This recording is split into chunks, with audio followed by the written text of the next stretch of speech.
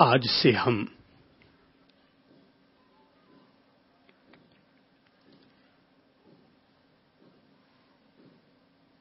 एक ऐसे उत्तुंग शिखर की ओर अपने कदम बढ़ा रहे हैं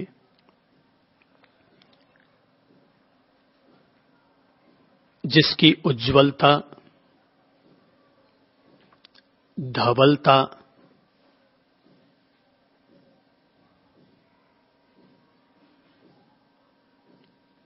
और जिसकी ऊंचाई उन लोगों के लिए बेहद उपयोगी है जिन लोगों के जिगर में ऊंचाइयों को छूने की तमन्ना है। दुनिया में शिखर तो कई कहलाते हैं, लेकिन उनमें से ऐसे शिखर कम ही होते हैं जो कि धरतीवासियों के लिए एक आदर्श का काम कर जाए। आज यदि हम कैलाश पर्वत की बात करें, एवरेस्ट की बात करें, तो इंसान के लिए संभव है वह किसी जमीनी ऊंचाई की बात होगी, लेकिन हम जिस शिखर की ओर अपने कदम बढ़ा रहे हैं वो कोई जमीनी शिखर नहीं है, वरन इंसान के ज्ञान का शिखर है, इंसान के अध्यात्म का शिखर है, इंसान की आध्यात्मिक ऊंचाई का शिखर है।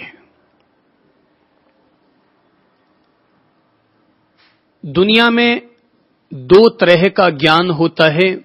एक ज्ञान तो वह कहलाता है जिसे कि हम सांसारिक ज्ञान कहते हैं, और दूसरा ज्ञान हम उसे कहते हैं जिसे कि हम आध्यात्मिक ज्ञान कहते हैं।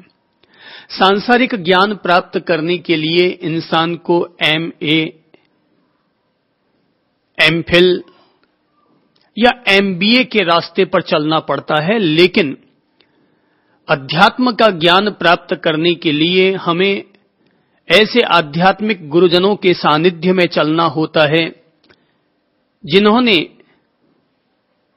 निरंतर चिंतन करते हुए, निरंतर अपनी साधना करते हुए, निरंतर अपने प्रकाश को उपलब्ध करते हुए स्वयं को उपलब्ध किया, स्वयं के दीप को ज्योतिर्मय किया, और अब वे हम सब लोगों के लिए कल्याणकारी साबित हो सकते हैं। हम इंसानों को रहना उन्हीं लोगों के साथ चाहिए जिन लोगों का दीप जला हुआ है। गुरु उसे ही कहते हैं जिनका दीप जला हुआ है, कि जिनके संस्पर्श से, जिनके सत्संग से, जिनके पास बैठने मात्र से हमारे भीतर एक आध्यात्मिक शांति, एक आध्यात्मिक ज्ञान की हिलोर जगने लगती है, वे ही गुरु कहलाते हैं। आज हम लोग किसी सांसारिक ज्ञान की बात नहीं करेंगे, हम उस आध्यात्मिक ऊंचाई और आध्यात्मिक ज्ञान की चर्चा करेंगे जो कि प्रत्येक व्यक्ति का एक अंतिम उद्देश्य होता है। व्यक्ति जन्म लेता है, विद्यालयों में जाता है, व्यापार करता है, लेकिन जीवन के अंतिम चरणों में उसे अपने जीवन के आध्यात्मिक उन्नति के लिए, आध्यात्मिक विकास के लिए, अपने मोक्ष पुरुषार्थ के लिए अपनी ओर से प्रयत्न करना होता है।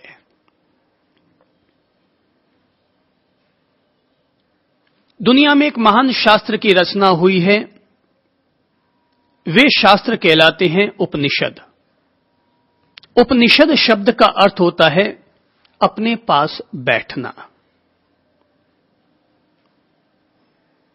3 शब्द धार्मिक और आध्यात्मिक परंपरा में उपयोग में लाए जाते हैं। पहला है उपनिषद, दूसरा है उपवास और तीसरा है उपासना। शब्द तीनों अलग अलग दिखाई देते हैं, लेकिन बुनियादी तौर पर तीनों के अर्थ एक ही हैं। उपनिषद का अर्थ भी होता है अपने पास बैठना, उपवास का अर्थ होता है अपने में स्थित होना, और उपासना का अर्थ होता है अपने इर्द गिर्द ही अपने आप को विराजमान करना, अर्थात अपने में ही ईश्वरीय तत्व को तलाशना, ब्रह्म तत्व को स्वयं के पिंड में देखने का नाम ही उपासना होता है। तो एक तरह से उपनिषद, उपवास और उपासना ये तीनों एक दूसरे से जुड़े हुए हैं, एक दूसरे के पूरक हैं, एक दूसरे के पर्यायवाची हैं। भारतीय संस्कृति जिस ज्ञान परंपरा को अपने साथ लिए हुए है उसका बहुत बड़ा हिस्सा उपनिषदों में छिपा हुआ है।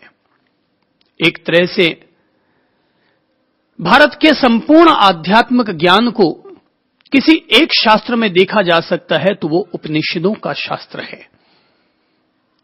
कोई यह न समझे कि उपनिषद किसी एक धर्म, एक पंथ या परंपरा के हैं। ज्ञान तो प्राणी मात्र के लिए होता है। जैसे सूरज किसी एक इंसान, एक समाज या एक जाति के लिए नहीं होता, वैसे ही दुनिया का कोई भी महान शास्त्र किसी एक धर्म परंपरा के लिए नहीं हुआ करता। सूरज सबको रोशनी देता है। जो भी आंख खोलेगा उसको सूरज रोशनी देगा। आग सबकी रोटी पकाती है, जो भी पकाना चाहेगा। बादल सबकी प्यास बुझाते हैं, जो भी बुझाना चाहेगा। तो दुनिया के महान धर्म शास्त्र भी प्राणी मात्र के कल्याण के लिए रचे हुए होते हैं। और कुछ शास्त्र तो ऐसे होते हैं, कुछ धार्मिक किताबें ऐसी होती हैं जो कि सार्वकालिक हो जाया करती हैं, सार्वभौम हो जाया करती हैं, सार्वजनीन हो जाया करती हैं कि अतीत में पढ़ा लोगों ने तो लोगों ने उससे रोशनी पाई। आज भी अगर लोग उनमें से प्रकाश की किरणें लेना चाहे तो उन्हें आज भी रोशनी मिल सकती है। और भविष्य में भी जब भी मानव मात्र के भीतर एक आध्यात्मिक प्यास, एक आध्यात्मिक अभीप्सा जगेगी तो ये धर्म शास्त्र, धर्म की ये पुरानी महान किताबें प्राणी मात्र की उस अभीप्सा को तृप्त करने में सहायक बनेंगे। उपनिषद ऐसे समझिए कि भारत की नींव है। उपनिषद यूं समझें कि आत्मज्ञान और ब्रह्म विद्या को जानने के लिए व्यक्ति को उपनिषदों की शरण में आना होगा।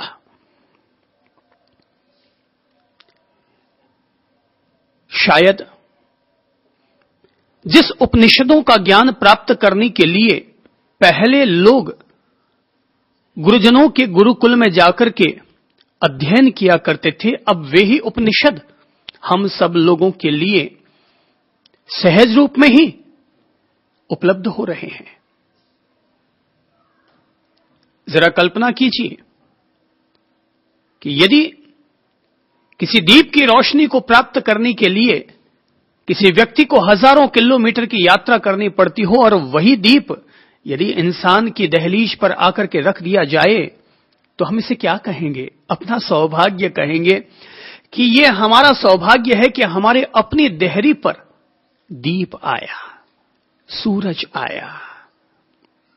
यूं तो लोग गंगा जी में स्नान करने के लिए कई लंबी दूरियां तय करते हैं और तब कहीं जाकर उनको हरिद्वार या इलाहाबाद, प्रयाग तीर्थराज में स्नान करने का पुण्य उपलब्ध होता है। पर यदि किसी नहर के जरिए वही गंगा हमारे गांव और हमारे शहर तक पहुंच जाए तो हम उसे क्या कहेंगे कि हे प्रभु, तुम्हारी महती कृपा हुई कि जिस चीज को पाने के लिए हमारे बुजुर्गों ने, किसी भगीरथ ने भागीरथी प्रयास किए थे, वही भागीरथी आज हम लोगों के द्वार पर आ पहुंची है। तो उपनिषद हमारे लिए ऐसी किसी अध्यात्म की गंगा है। ऋषि मुनियों ने सैकड़ों सैकड़ों वर्षों तक गुफाओं में रहकर, जंगलों में रहकर, पर्ण कुटीरों में रहकर के चिंतन किया, तपस्या की, साधना की, आत्मज्ञान, अध्यात्म ज्ञान और ब्रह्म विद्या को जानने का अथक प्रयास किया, उनके वे सारे प्रयास, उनके वे सारे चिंतन एक कुंजी के रूप में हम सब लोगों को उपनिषद के रूप में उपलब्ध है। यूं तो उपनिषद बहुत विशाल है, जैसे सागर विशाल है वैसे ही उपनिषद विशाल है, जैसे पृथ्वी विशाल है वैसे ही उपनिषद भी विशाल है, जैसे इंसान का हृदय विशाल है वैसे ही उपनिषद भी विशाल है। लेकिन उन्हीं उपनिषदों में से आज हम एक खास उपनिषद का चयन करते हैं और उसका नाम है कठोपनिषद, जिस पर हम लोग कुछ चिंतन करेंगे, अपने लिए ज्ञान की रोशनी प्राप्त करने का प्रयत्न करेंगे। याद रखिए, दुनिया में कुछ शास्त्र ऐसे होते हैं जो कि पब्लिक ग्राउंड में बैठकर जिनके बारे में चिंतन किया जाता है, लेकिन कुछ शास्त्र ऐसे होते हैं, कुछ महान किताबें ऐसी होती हैं जिनको कि अपन लोग गिने चुने लोगों के बीच में बैठ करके चिंतन और मनन के लिए, आत्मविद्या प्राप्त करने के लिए अपन लोग उपयोग करते हैं। क्योंकि ऐसे उपनिषदों का श्रवण करने के लिए, उन पर चिंतन और मनन करने के लिए पात्रता चाहिए। बगैर पात्रता के यदि हमारे हाथों में अमृत भी आ जाएगा तो पात्रता नहीं होगी तो हम अमृत को पाकर के भी क्या कर लेंगे। दानवों के हाथ में अगर अमृत आ जाएगा तो वे अमर हो भी जाएंगे तो क्या होगा, उनकी अमरता दुनिया के लिए संकटकारी बन सकती है। राम अगर अमृत पीते हैं तो दुनिया का कल्याण होगा, रावण अगर अमृत पी जाएगा तो अहंकारी और घमंडी हो जाएगा, वो किसी सीता माता के अपहरण का दुस्साहस कर बैठेगा। तो पात्रता चाहिए, बगैर पात्रता के न ज्ञान उपयोगी होता है, न कोई मंत्र उपयोगी होता है, न धर्म उपयोगी होता है। आजकल प्रथा चल पड़ी है कि प्रत्येक व्यक्ति अपने आप को धर्म का अनुयायी कहता फिरता है। धर्म की भी पात्रता चाहिए। कोई व्यक्ति मंदिर जाता है, ऐसा नहीं हर व्यक्ति मंदिर निकल पड़े। मंदिर की पात्रता चाहिए तो मंदिर जाना सार्थक हो पाएगा। जरा सोचो कि किसी व्यक्ति को अध्यात्म का पथ मिला हुआ है, उस व्यक्ति के सामने अगर सांसारिक ज्ञान की चर्चा की जाएगी तो उसको क्या लगेगा, बोरियत लगेगी, बोले कि ये सब क्या चर्चा हो रही है। और कोई व्यक्ति अगर सांसारिक जीवन में रचा पचा हुआ है, उसके सामने यदि आत्मज्ञान और अध्यात्म ज्ञान की बात की जाएगी तो उसको क्या लगेगा, बोरियत लगेगी।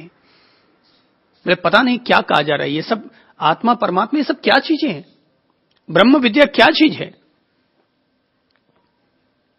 उपनिषदों का श्रवण करने के लिए अंतर हृदय में एक गहरी प्यास चाहिए, एक गहरी श्रद्धा चाहिए, एक गहरी मुमुक्षा चाहिए, तभी उपनिषद सार्थक हो सकते हैं। तो जैसा कि मैं कह रहा था कि सांसारिक ज्ञान जीने वाले व्यक्ति को अगर आध्यात्मिक ज्ञान की चर्चा की जाएगी